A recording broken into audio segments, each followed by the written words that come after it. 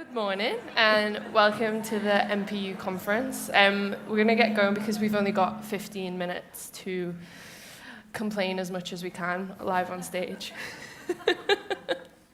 So, hello. My name's Gabrielle Della Puente. I'm from Liverpool. My name's Zarina Mohammed. I'm 25 years old and I'm from London. Yeah, we've been art critics for 4 years now, and we've realized that at the end of every given year, this is what happens.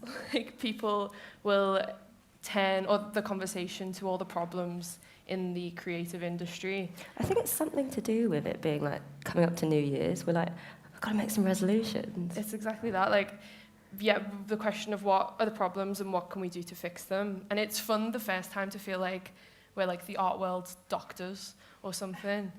But I think when you're invited again and again all the time and nothing ever changes to do the exact same thing, it can feel a little bit empty. Like, it feels like we're the people brought in to kind of buy the art world a little bit more time.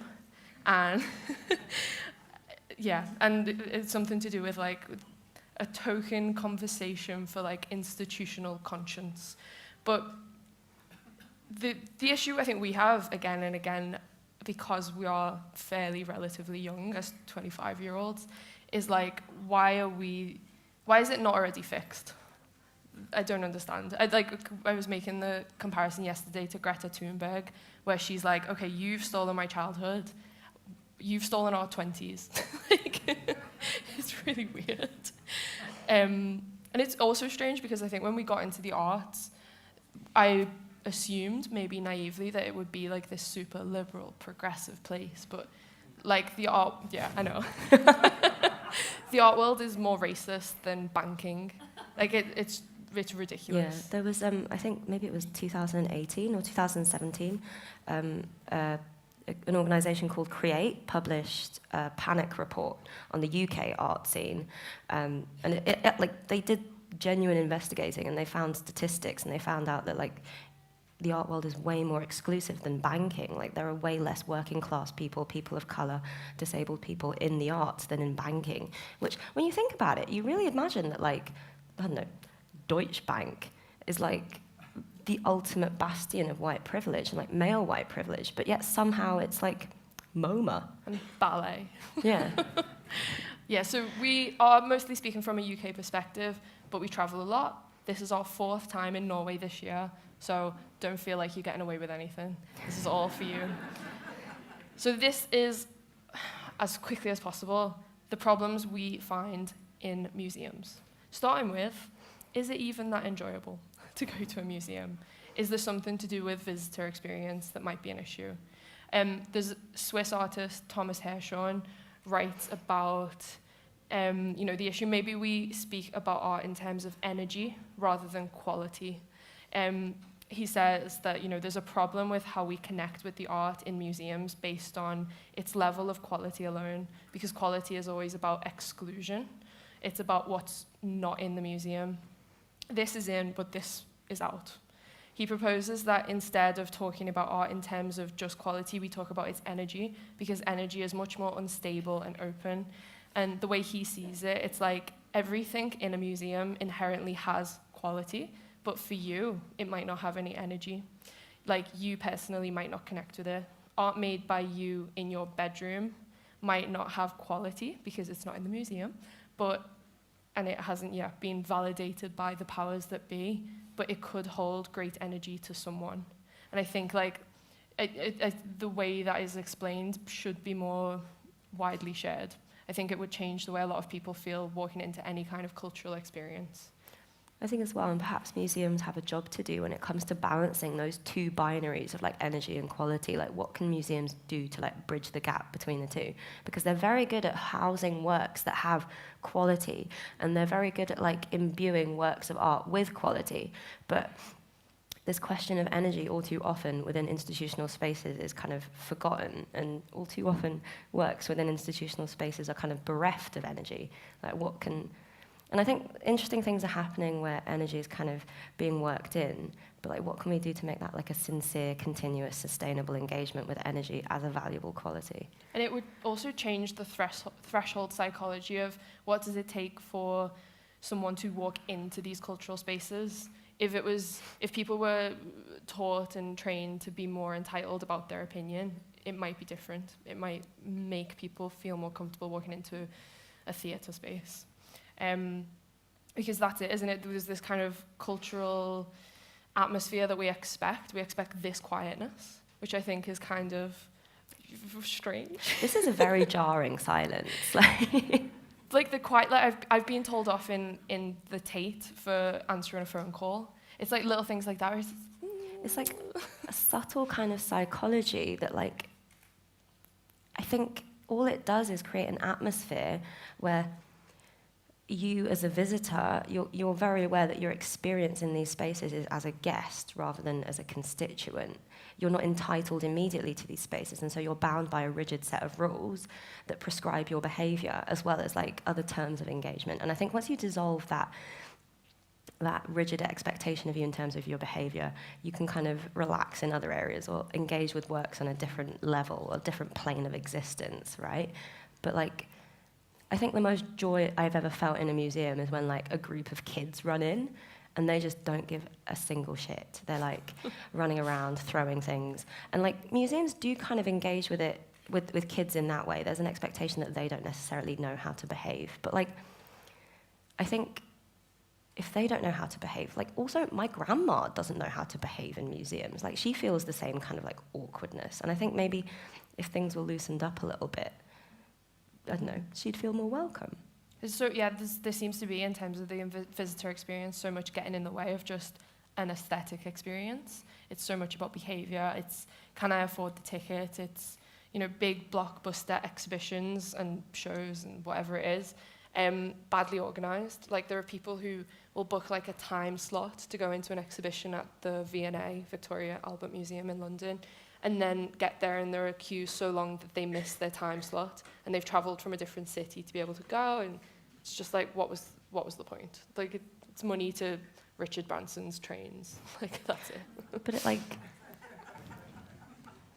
nationalized version trains. But I think like that says a lot. That experience, that anecdote, that is a real anecdote. Like it makes complete sense in the context of the V&A. Like their focus is very much on ticket sales, and like ticket prices are so high already that, yeah, in a way, like it's fine. Some people can justify it as like a nice day out or like a nice weekend activity. You all go down on the train together.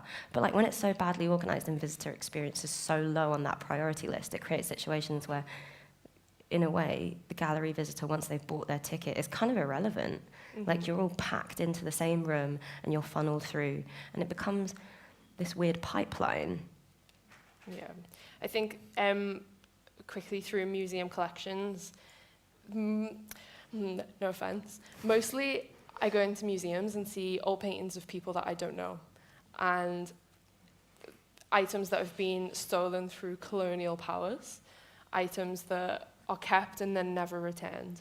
And I think maybe as like a reference for like if you are interested in the idea of repatriation of stolen colonial objects, there was a piece in The Guardian written by Tristram Hunt, who is, I think, the director of the V&A. He wrote about the idea of decolonizing the museum, how like it's nice as a gesture, but we can't actually send any of these items back. And it was a really problematic piece, published in The Guardian. Everyone was kind of up in arms about it, in London at least. And then a really good response came from Sumeria Kasim, who is part of a collective called Museum Detox. And she published this with Media Diversified, I think. So, yeah. But she says, museums and the rhetoric of people like Tristram Hunt represent the everydayness of empire that continues through the disinterested, measured tones of the white British elite, protected by wealth, prestige, and the myths of imperial greatness. Ultimately, all the idea that, like, the idea that we wouldn't repatriate these stolen objects, all that does is perpetuate this horrible, violent situation in which British museums are now keepers of stolen items that will never ever see the place of their homeland, and there is not sufficient support to allow visitors to really engage with their history as stolen colonial items. Yeah, and then whatever is in the collection, especially if it's by contemporary artists, can also become an issue. There was a piece written by a group of artists and critics in 1969 to the director of MoMA that included like a list of 13 demands in order to make a better museum that served everybody better. And on the list of demands was artists should be paid a rental fee for the exhibition of their works, which, as far as I'm aware, is very rare and is kind of more common in the music industry than is the arts, which I don't agree with. But that could be like quite a valuable model to consider when we're talking about equitable payment in the arts. And then, of course, our favorite topic, white curators. Often don't recognize what culture means outside of white culture, which might be the worst one. There are like so many diverse types of culture, from people of color, disabled communities, LGBT, and working class, that are they never reach the museum because, again, this issue of quality and energy, they don't qualify. They don't make it. I think like a really the only sincere or sustainable answer to solve that problem is to diversify the curatorial staff within museums. Like, if you don't have people of color on your curatorial staff, then you're not gonna, really sorry, oh my God, then any work that you show by an artist of color is going to be seen through that lens of the white middle class that represents your curatorial staff.